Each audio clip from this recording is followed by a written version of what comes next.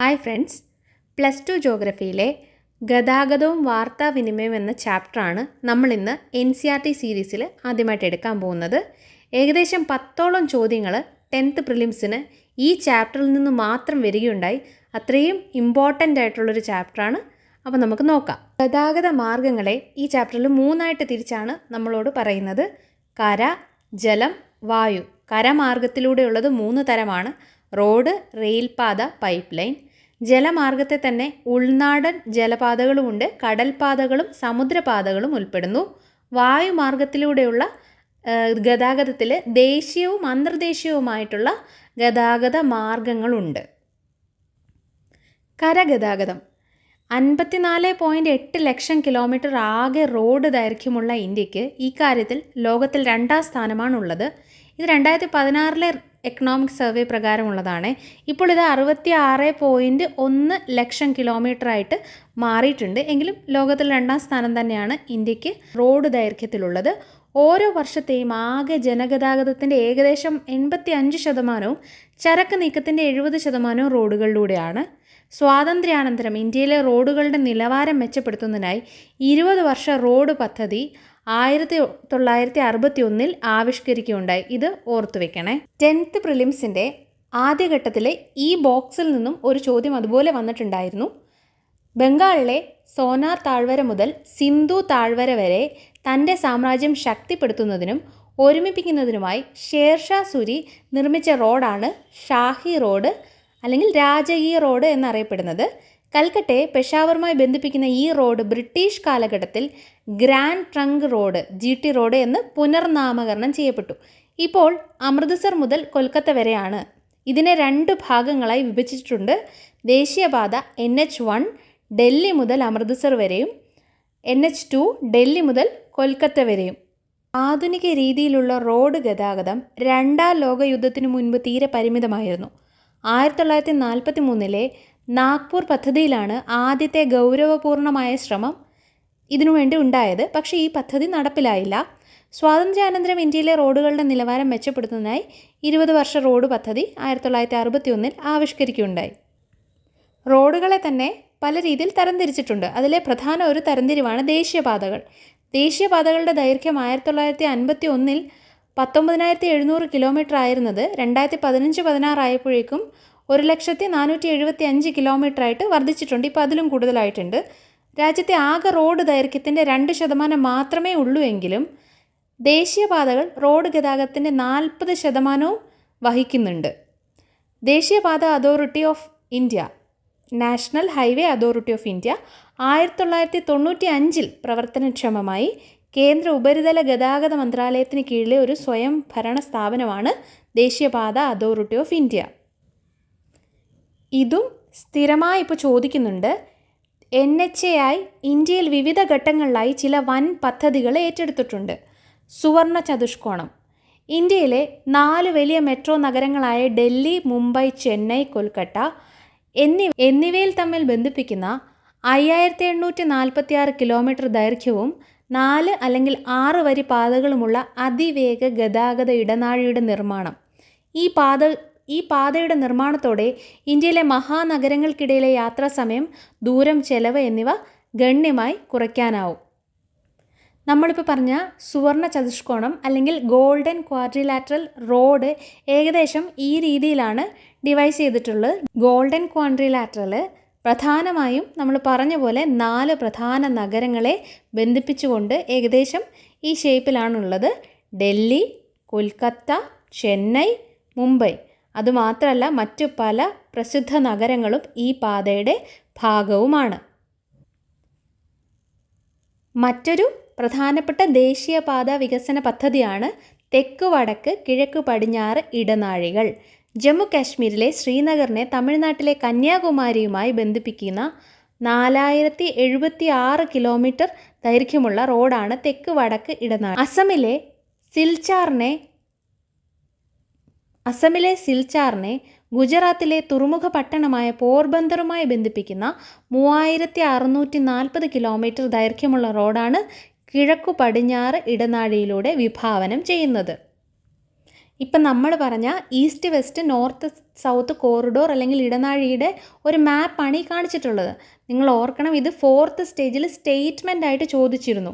ഈ 2 റൂട്ടും ചോദിച്ചിരുന്നു. നമുക്ക് പോർബന്ദർ തൊട്ട് സിൽച്ചാർ വരെയും ശ്രീനഗർ തൊട്ട് കന്യാകുമാരി വരെയുമാണ് ഈ 2 ഇടനാഴികളും ഡിവൈസ് ചെയ്തിട്ടുള്ളത്. സംസ്ഥാന പാതകൾ. രാജ്യത്തെ ആകെ റോഡ് ദൈർഘ്യത്തിൻ്റെ 4% സംസ്ഥാന പാതകളാണ്. ജില്ലാ റോഡുകൾ. രാജ്യത്തെ ആകെ റോഡ് ദൈർഘ്യത്തിൻ്റെ 14% ജില്ലാ റോഡുകളാണ്. ഇന്ത്യയിലെ ആകെ റോഡ് ദൈർഘ്യത്തിൻ്റെ 80% ഗ്രാമീണ റോഡുകളാണ്. മറ്റു റോഡുകൾ. അതിർത്തി റോഡുകളും അന്താരാഷ്ട്ര പാതകളുമാണ്. രാജ്യത്തിൻ്റെ വടക്ക് കിഴക്കൻ അതിർത്തികളിലെ തന്ത്രപ്രധാനമായ റോഡുകളുടെ ദ്രുതവും സംഘടിതവുമായ മെച്ചപ്പെടുത്തലുകളിലൂടെ സാമ്പത്തിക വികസന വേഗം കൂട്ടുന്നതിനായി 1960 മെയ് മാസത്തിൽ ബോർഡർ റോഡ് ഓർഗനൈസേഷൻ സ്ഥാപിതമായി. ഇത് ചോദിക്കാത്ത ഫാക്റ്റാണ്, ചിലപ്പോൾ ഇനി ഇതായിരിക്കും ചോദിക്കുന്നത്. ഇത് കൃത്യമായിട്ട് ഓർത്ത് വയ്ക്കുക. 1960 മെയ്യിലാണ് ബോർഡർ റോഡ് ഓർഗനൈസേഷൻ സ്ഥാപിതമായത്. സ്ട്രാറ്റജിക്കലായിട്ടുള്ള നമ്മുടെ ബോർഡറിലൊക്കെയുള്ള റോഡിൻ്റെ കൺസ്ട്രക്ഷൻ ഇവരാണ് എന്ത് ചെയ്തത്, മേൽനോട്ടം വഹിക്കുന്നത്. ജമ്മു കാശ്മീരിലെ ഖദ്രൂങ്ല പാസിൻ്റെയൊക്കെ ഒരു പിക്ചറൊക്കെ കൊടുത്തിട്ടുണ്ട്. അപ്പോൾ അത് എവിടെയാണ് ലിങ്ക് ചെയ്യുന്നതെന്നുള്ളതും കൂടെ അറിഞ്ഞിരിക്കണം. ചണ്ഡീഗഡിനെ ഉന്നത പർവ്വത പ്രദേശങ്ങളായ മണാലി, ഹിമാചൽ പ്രദേശ്, ലേ, ലഡാക്ക് എന്നിവിടങ്ങളുമായി ബന്ധിപ്പിക്കുന്ന റോഡുകൾ BRO നിർമ്മിച്ചിട്ടുണ്ട്. ഡൽഹി ലാഹോർ ബാസ് എന്ന് പറഞ്ഞിട്ട് ഇവിടെ കൊടുത്തിട്ടുള്ള ഈ ഫിഗറിൽ നമ്മൾ നോക്കേണ്ടത് ഈ അമാൻ സേതു 10th പ്രിലിമിനറിയുടെ ഫസ്റ്റ് സ്റ്റേജിൽ ചോദിച്ചിട്ടുണ്ടായിരുന്നു. സമാധാനത്തിൻ്റെ പാലം എന്നറിയപ്പെടുന്നത് എന്താണെന്നൊരു ചോദ്യം ഉണ്ടായിരുന്നു. അതിൻ്റെ ഉത്തരം അമാൻ സേതു ആയിരുന്നു. അപ്പോൾ ഈ ഫിഗേഴ്സൊക്കെ വളരെ ഇമ്പോർട്ടൻ്റ് ആണ്. ഇവിടെ വരുന്ന പേരുകളൊക്കെ നോക്കി വയ്ക്കുക.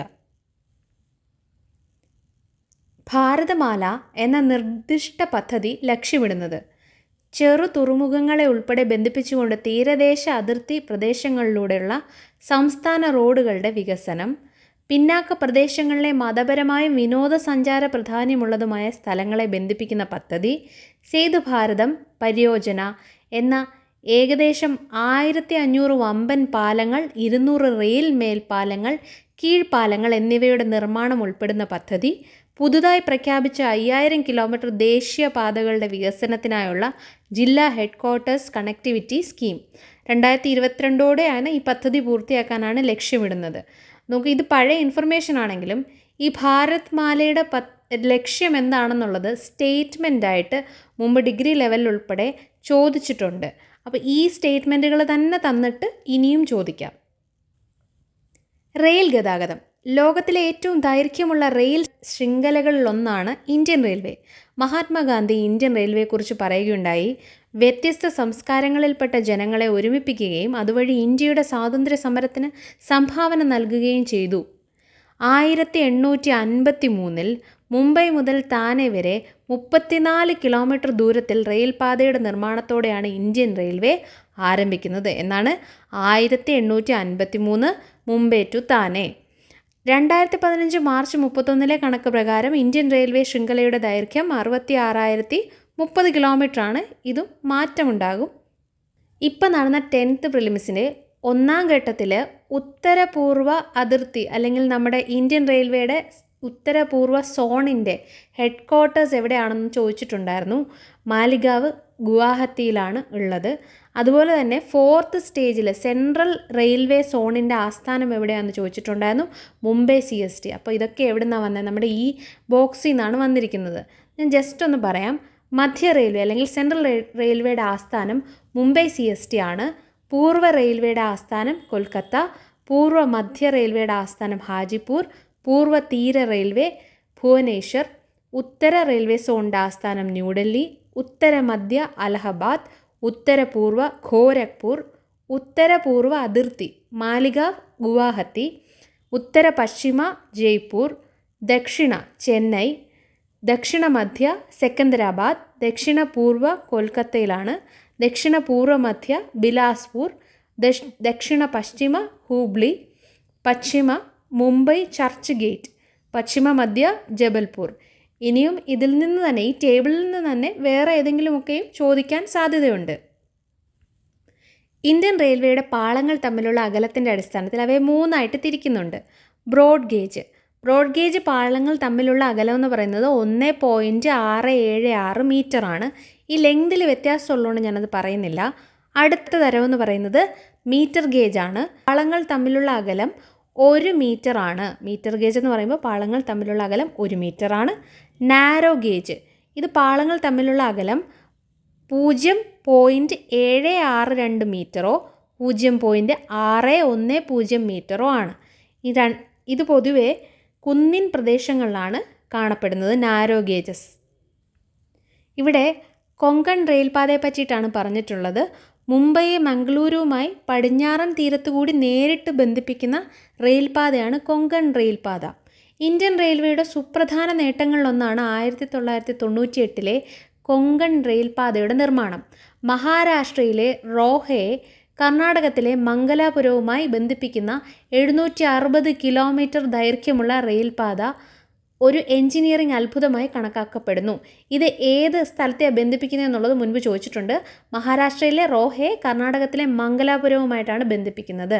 146 നദികൾ, അരുവികൾ, ഏകദേശം 2000 പാലങ്ങൾ, 91 തുരങ്കങ്ങൾ എന്നിവയിലൂടെയാണ് ഈ പാത കടന്നു പോകുന്നത്. 6.5 കിലോമീറ്റർ ദൈർഘ്യമുള്ള ഏഷ്യയിലെ ഏറ്റവും വലിയ തുരങ്കം ഈ പാതയിലാണ്. മഹാരാഷ്ട്ര, ഗോവ, കർണാടക എന്നീ സംസ്ഥാനങ്ങൾ ഈ സംരംഭത്തിൽ പങ്കാളികളാണ്. ഇവിടെ ശ്രദ്ധിക്കേണ്ട ഒരു കാര്യം, PSCയുടെ ഫസ്റ്റ് സ്റ്റേജ് 10th പ്രിലിംസിൻ്റെ ഫസ്റ്റ് സ്റ്റേജിൽ ഈ ചോദ്യം ചോദിച്ചിട്ടുണ്ടായിരുന്നു, ഏറ്റവും വലിയ തുരങ്കപാത ഏതാണെന്ന്. അവിടെ PSCയുടെ ആൻസർ പിർപ്പാഞ്ചൽ പാത എന്നുള്ളതായിരുന്നു.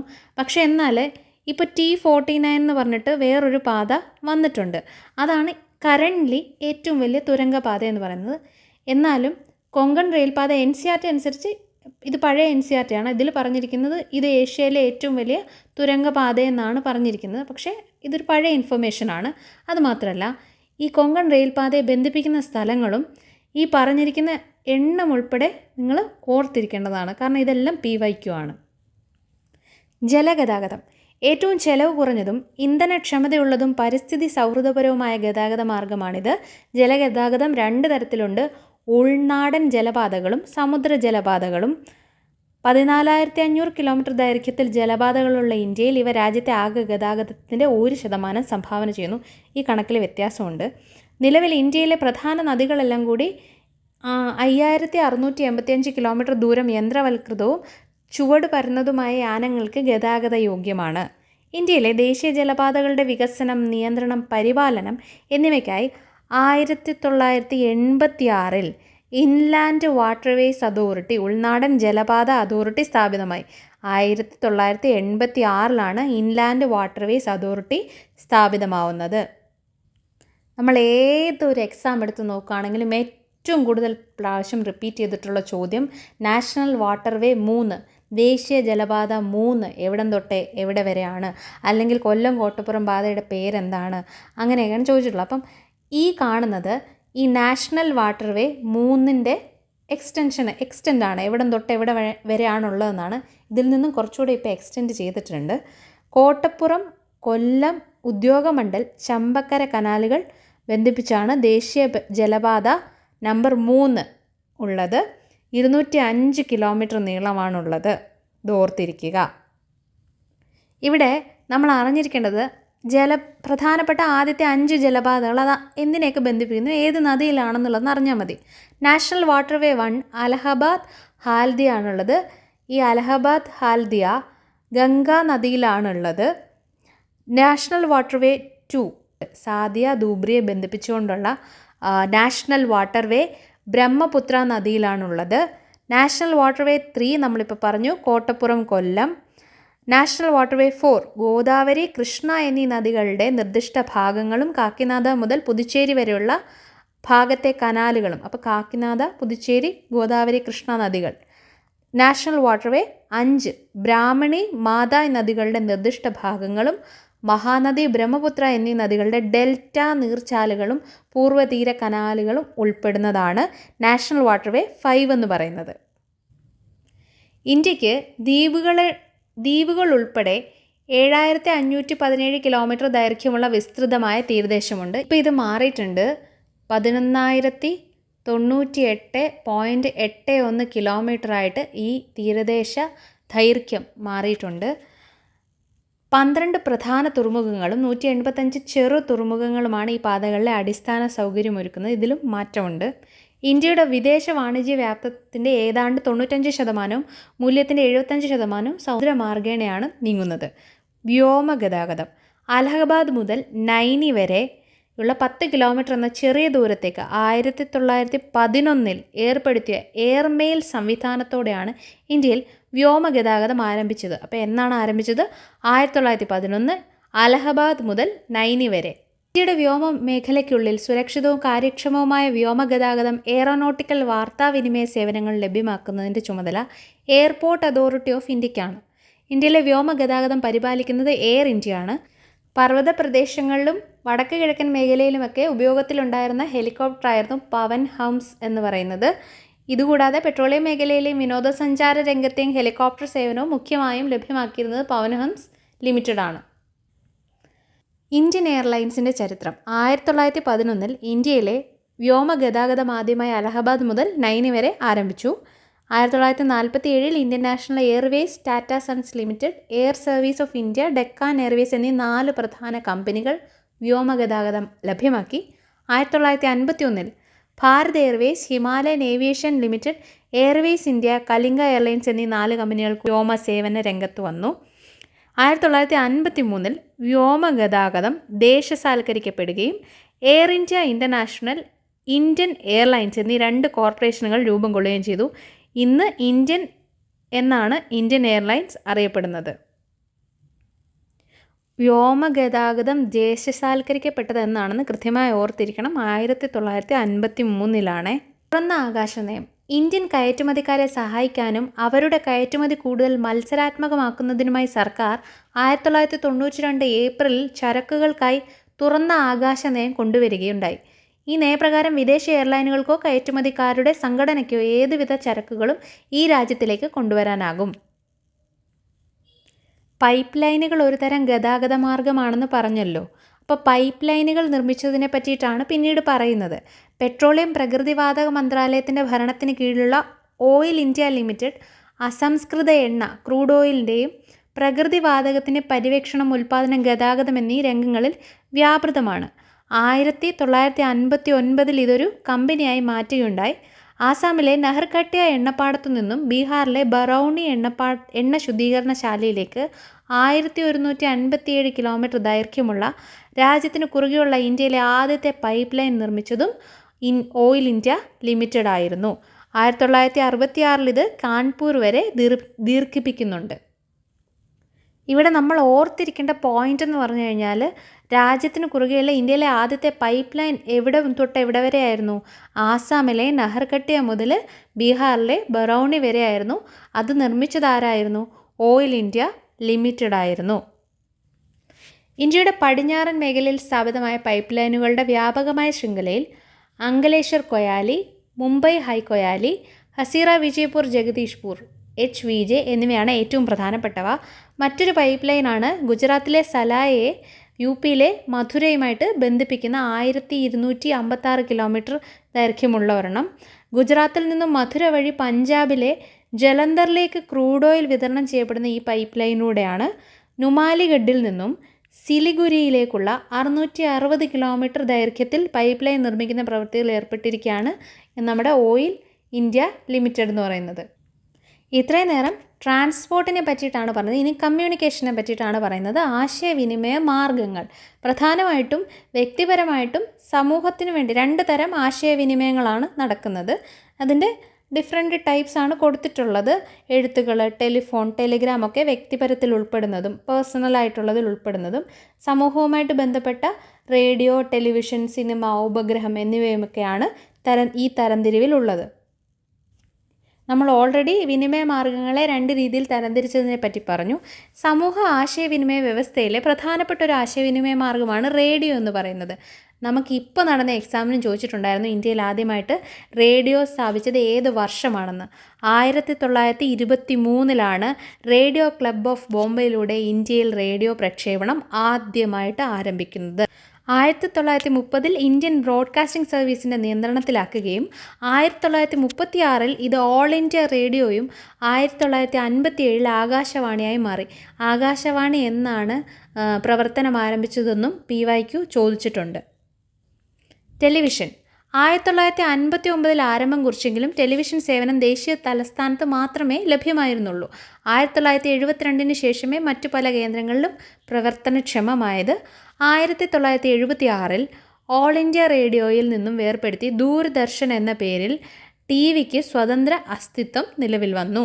1976 ഇൻസാറ്റ് 1A ദേശീയ ടെലിവിഷൻ DD1 പ്രവർത്തനക്ഷമമായതോടെ പൊതുദേശീയ പരിപാടികൾ അതിൻ്റെ ശൃംഖലയിലുടനീളം ആരംഭിക്കുകയും അതിൻ്റെ സേവനങ്ങൾ പിന്നാക്ക മേഖലയിലേക്കും ഒറ്റപ്പെട്ട കുഗ്രാമങ്ങളിലേക്കും വ്യാപിക്കുകയും ഉണ്ടായി. ഉപഗ്രഹ ആശയവിനിമയം. ഇന്ത്യയിലെ ഉപഗ്രഹ വ്യവസ്ഥയെ പ്രവർത്തന രീതിയുടെ അടിസ്ഥാനത്തിൽ രണ്ടായിട്ടാണ് തരംതിരിച്ചിട്ടുള്ളത്. Indian national satellite system INSAT, Indian remote sensing satellite system IRS-ഉം. 1983 പ്രവർത്തനം ആരംഭിച്ച ഇൻസാറ്റ് എന്നത് ദീർഘദൂര ആശയവിനിമയം, കാലാവസ്ഥാ നിരീക്ഷണം, മറ്റു വിവരങ്ങൾ, പരിപാടികൾ എന്നിവയ്ക്കായിട്ടുള്ള വിവിധോദ്ദേശ ഉപഗ്രഹ വ്യവസ്ഥയാണ്.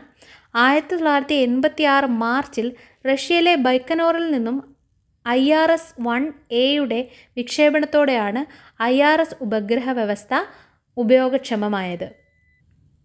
ഇന്ത്യ തദ്ദേശീയമായി PSLV polar satellite launching vehicle എന്ന ധ്രുവീയ ഉപഗ്രഹ വിക്ഷേപണ വാഹനം വികസിപ്പിച്ചെടുത്തിട്ടുണ്ട്. ഈ ഉപഗ്രഹങ്ങൾ വിവിധ സ്പെക്ട്രൽ ബാൻഡുകളിലായി വിവരങ്ങൾ ശേഖരിക്കുകയും വിവിധ ആവശ്യങ്ങൾക്കായി അവയെ ഭൂതല കേന്ദ്രങ്ങളിലേക്ക് അയച്ചു കൊടുക്കുകയും ചെയ്യുന്നു. വിവരങ്ങളെ ശേഖരിക്കാനും വിശകലനം ചെയ്യുകയും ചെയ്യുന്നത് ഹൈദരാബാദ് ആസ്ഥാനമാക്കി പ്രവർത്തിക്കുന്ന നാഷണൽ റിമോട്ട് സെൻസിംഗ് സെൻ്ററാണ്. ഇതും ചോദിച്ചു. നാഷണൽ റിമോട്ട് സെൻസിംഗ് സെൻ്ററിൻ്റെ ആസ്ഥാനം എവിടെയാണെന്ന് ചോദ്യം വന്നിട്ടുണ്ട്. ഹൈദരാബാദിലാണ്. നമ്മൾ ഇത്രയും നേരം ഈ ചാപ്റ്ററിൽ കൊടുത്തിട്ടുള്ള ഇൻഫർമേഷൻസാണ് ഷെയർ ചെയ്തത്. ഇതിൽ ചില സ്റ്റാറ്റിസ്റ്റിക്കലായിട്ട് കണക്കൊക്കെ പറയുമ്പോൾ ആ കണക്കുകളിൽ ചെറിയ ചില വ്യത്യാസങ്ങളുണ്ടാവും. പക്ഷേ ഇതിൽ പറയുന്ന പല കാര്യങ്ങളും എന്നാണ് ആരംഭിച്ചത് എന്നുള്ള വർഷങ്ങളും അതുപോലെ തന്നെ പഴയ ഇൻഫർമേഷൻസൊക്കെ കൃത്യമായിട്ട് നോട്ട് ചെയ്ത് വെച്ച് പഠിക്കണം. അത് റിപ്പീറ്റ് ചെയ്ത് ചോദിക്കുന്നുണ്ട്.